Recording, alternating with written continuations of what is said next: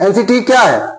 इसका अस्तित्व तो 1993 में आया था और एनसीटी ने न्यूनतम अर्हता को घोषित करने का काम किया था, न्यूनतम अर्हता निर्धारित करने का काम तो 1993 में किया था और उसी के आधार पर नियुक्तियां 2001 तक हुई। कौन किया? एनसीटी ने।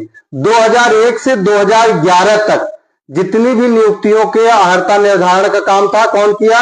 एनसीटी ने किया। और 2011 के बाद आरटीई एक्ट लागू होने के बाद, टेट के अनिवार्यता के बाद अर्हता निर्धारण का काम कौन किया? एनसीटी ने किया।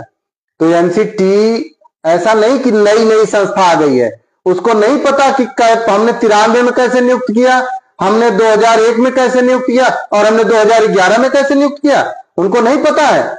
सबको पता है। तो आप निश्चिंत रहिए, एनसीटी भी नहीं भाग पाएगी, उसने ही अर्हता निर्धारित किया है, वही जवाब देगी और उसको जवाब देना पड़ेगा। हम लोग चाहे जैसे दबाव दिलवाएंगे, आप इसके लिए निश्चिंत रहिए। और एक चीज मैं कहना चाहता हूं कि शिक्षक साथियों, किसी भी तरह के से दिग्भ्रमित मत होइए, किसी भी तरह से अपनी लड़ाई को कमजोर मत होने दीजिए। अपने जो शिक्षक साथी हैं उनको एकजुटता के साथ ले आइए।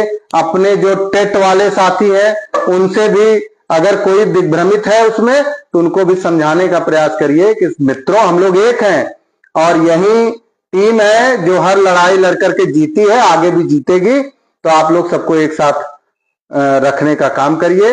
तो नवंबर में बहुत कुछ होने जा रहा है।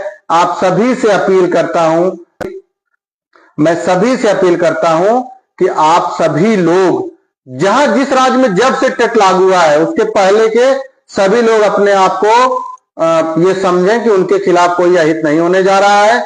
हम लोगों ने बहुत सारी चीजें अपने वकील साहब से चर्चा की हैं।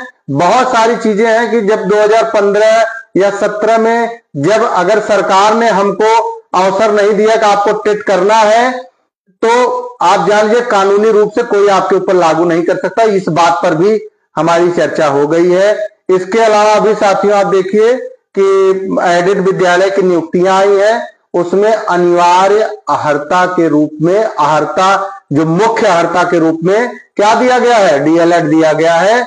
वहां टेट का कोई मेंशन नहीं है कि वो अनिवार्य अर्हता के रूप में है। आज आप विज्ञप्ति आप देख सकते हैं, सरकार की जो गाइडलाइन है नियुक्ति करने की, उसको आप देख सकते हैं। उसमें स्पष्ट कहीं टेट का नामो निशान नहीं है अर्हता में, वो केवल एक क्राइटेरिया है। बाकी आप देख लीजिए कि जो मिनिमम एलिजिबिलिटी है वो डीएलएड की आज वर्तमान समय में है, ग्रेजुएशन की है। तो आप लोग निश्चिंत रहे, ये लड़ाई हम लोग लड़ेंगे, जीतेंगे। फिलहाल आप सब लोग उनको जवाब दीजिए। बहुत सारे फोन मेरे पास भी आ रहे हैं, बहुत सारे फोन मेरे पास आ रहे हैं कि क्या धरना कैंसिल हुआ? कैंसिल तो उनका हुआ जो भगोड़े हैं, वो और भी भागेंगे और भी दिग्भ्रमित करेंगे।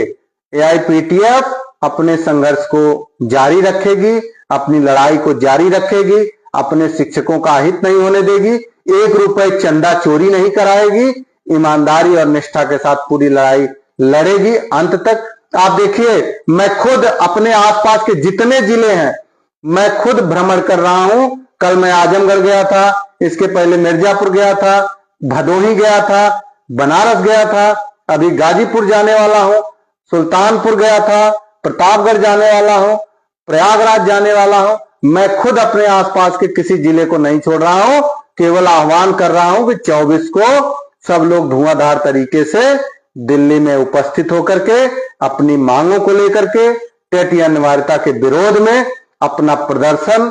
और आप समय नहीं है मित्रों, आज 4 तारीख है, एक एक दिन। और आपको बता रहा हूं कि बहुत सारे शिक्षक साथियों ने, हमारे यहाँ एक सुजानगंज ब्लॉक है, 100 से ऊपर टिकट करा करके मेरे पास भेज दिए हैं। एक ब्लॉक से, 21 ब्लॉक जौनपुर में है, एक ब्लॉक से इतनी सफलता है। तो आप समझिए कि कहीं नहीं हटना है।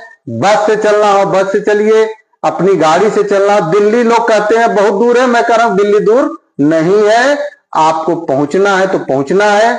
अगर ट्रेन का टिकट नहीं मिल रहा है साथियों, तो खड़े होकर के चलिए, बैठ कर चलिए, किसी की सीट कब्जा करके चलिए, लेकिन चलना है तो चलना है। 24 को हर हाल में दिल्ली को अपनी संख्या से पाट देना है।